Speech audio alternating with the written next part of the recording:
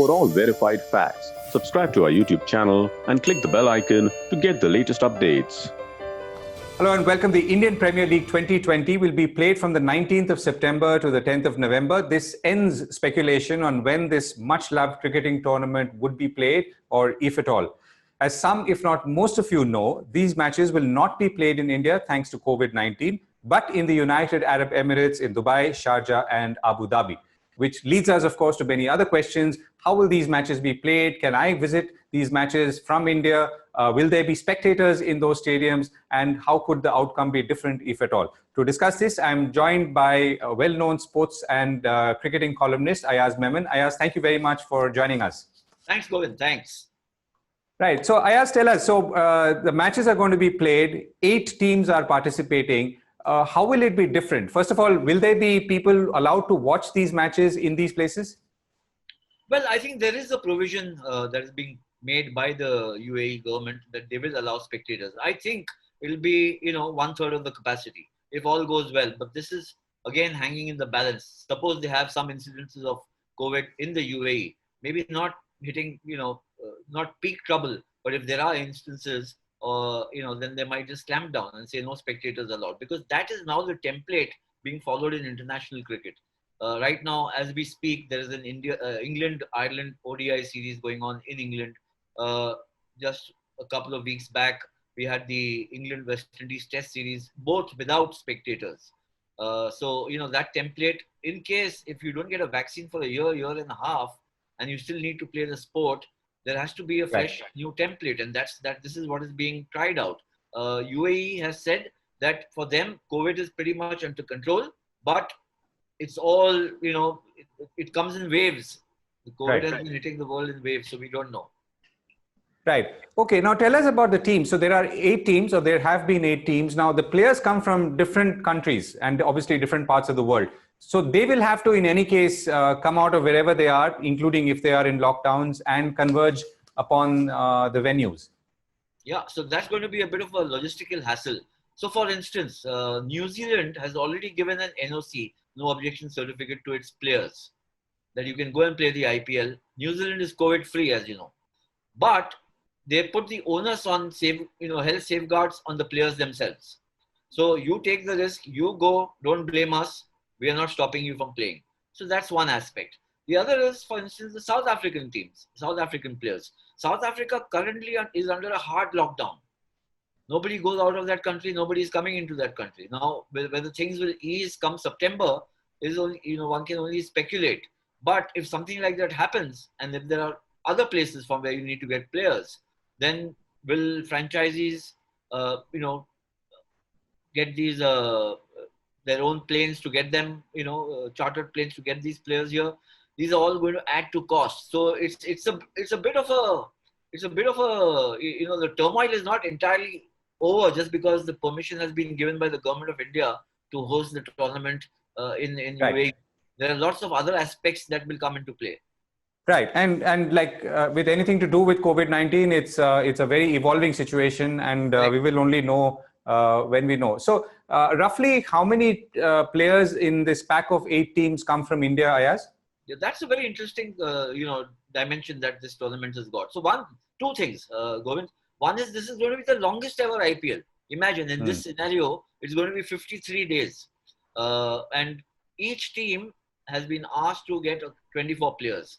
Now, some things that have emerged is they put together what they call the COVID substitution rule into play here. So ICC has passed a rule in test match cricket that you can have COVID substitution. Some player falls ill because of COVID or temperature and, suspected COVID, then you can get a substitute in his place. Much as we had a concussion substitute in test cricket last year. But the ICC had not kind of taken that one step further and said even in limited overs cricket. So England, Ireland, as they play now, there's no COVID substitution. But in the IPL there will be COVID substitution in case if somebody is affected. Right.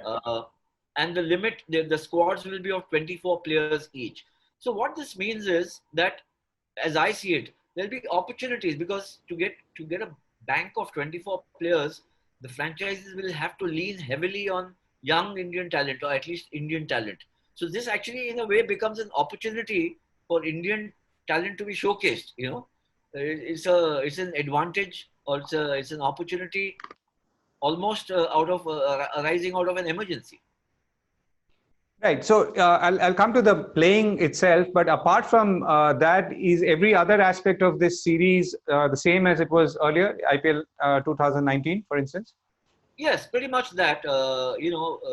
Look, just to kind of fill you in, uh, all efforts were made to have the IPL in India because this is the home of the IPL. But given the rising cases in India, and it doesn't seem like it will subside come September. So then the attempt was to have half the tournament in the UAE and half in India, or at least the knockout stage onwards, the quarterfinals, semi-finals, and the final.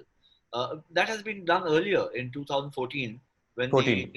general elections were held in India, and half the tournament was in the UAE, the other half in India. But even that has become impractical. So, and it took a while for the government of India to give clearance, because look, this is a very major decision to make with COVID rampaging all across the globe. But they finally relented or finally agreed, so that tournament shifts to UAE. Uh, Nothing much changes. Number of double headers are 10.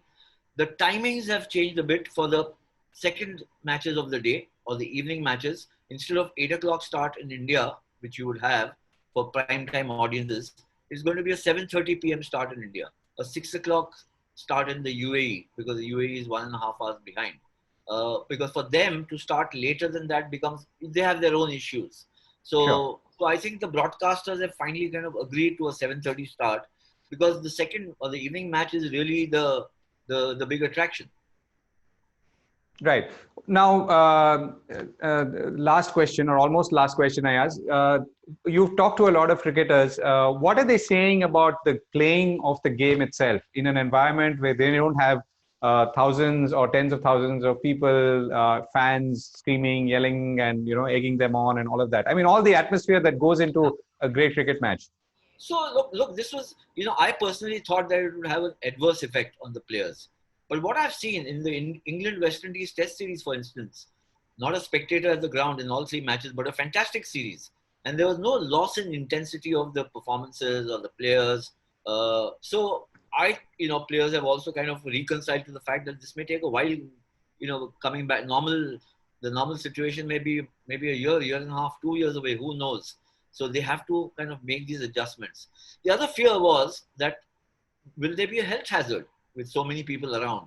That too didn't Right. happen in the England West Indies series. I mean, there was one misdemeanor by Jofra Archer. He kind of broke the biosecure bubble and went home in his car and came back. And for that, he had to pay a heavy price. He didn't play the second test match and he was fined £15,000. But beyond that, it went off quite well. Now, it could be that this was the first time everybody's conscious, everybody's on guard.